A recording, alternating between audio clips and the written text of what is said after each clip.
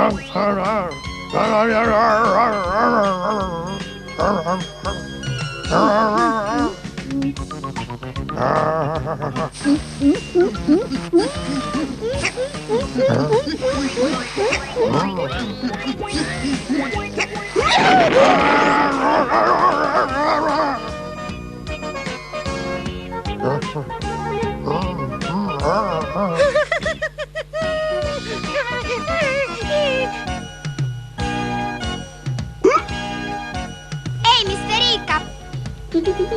Ma perché non provi a farti passare il singhiozzo?